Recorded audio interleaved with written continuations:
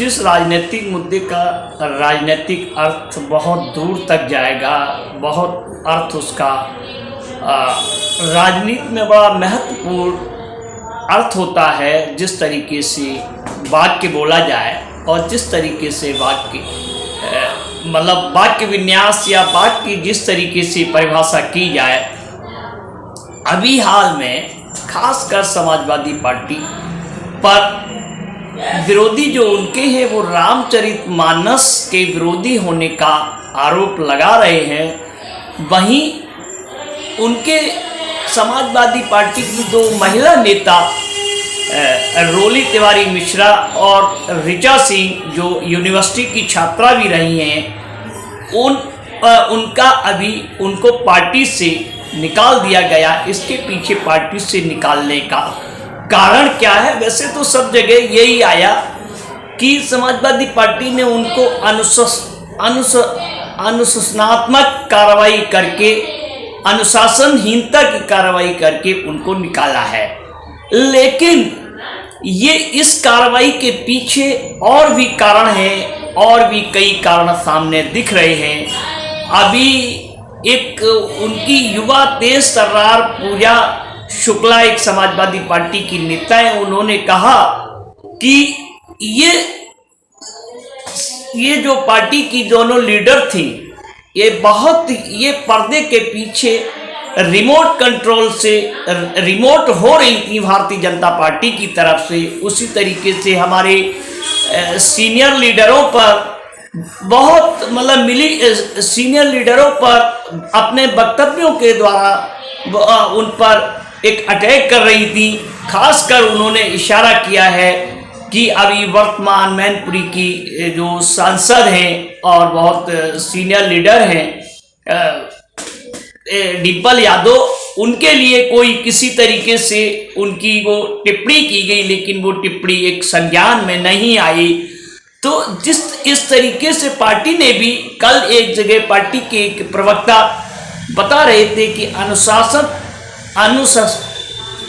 अनुशासनहीनता की जो कार्रवाई है, अगर किसी को पार्टी के अंदर कोई दिक्कत होती है या कोई बात कहनी होती है तो पार्टी का फोरम होता है, पार्टी के फोरम पे बात करिए।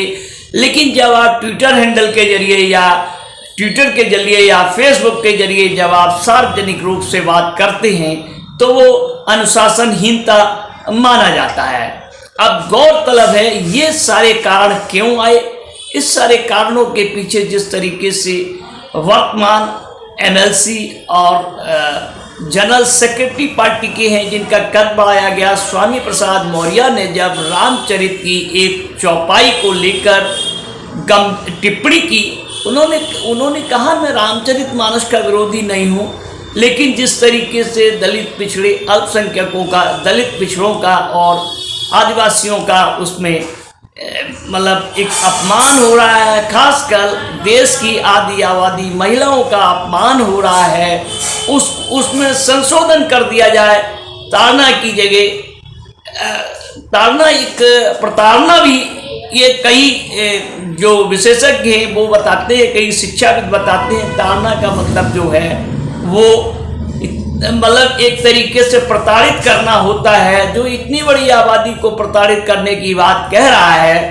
और वो तो उन्होंने कहा कि इसमें संशोधन कर दिया जाए। मैं न सनातन धर्म का विरोधी हूँ, न मैं सनातन का विरोधी हूँ, न मैं रामचरितमानस का विरोधी हूँ। उनकी टिप्पणी को लेके ये दोनों महिला नेताओं ने ये अब कहा कि मैं ब्राह्मण हूँ, ब्राह्मण होने के साथ मैं एक सनातनी हूँ, मैं अपने राम हमारे रोम रोम में बसे। ये तो सर्वविदित राम हर व्यक्ति के रोम रोम में, और कहीं भी ऐसा देखने में आया है स्वामी प्रसाद मौर्य ने राम पर टिप्पणी नहीं की।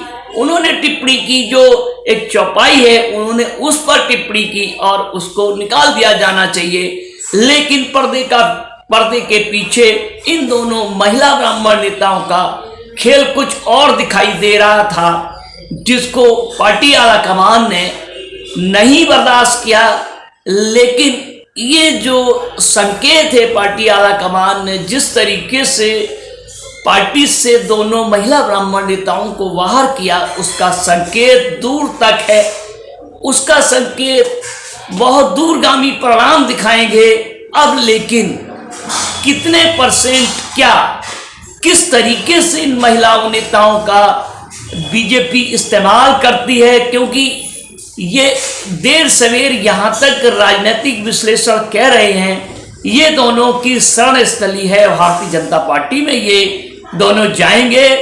जबकि पूजा मिश्रा ने तो इस तरीके से कहा है कि ये दोनों भारतीय जनता पार्टी के इशारे पर काम कर रही थी।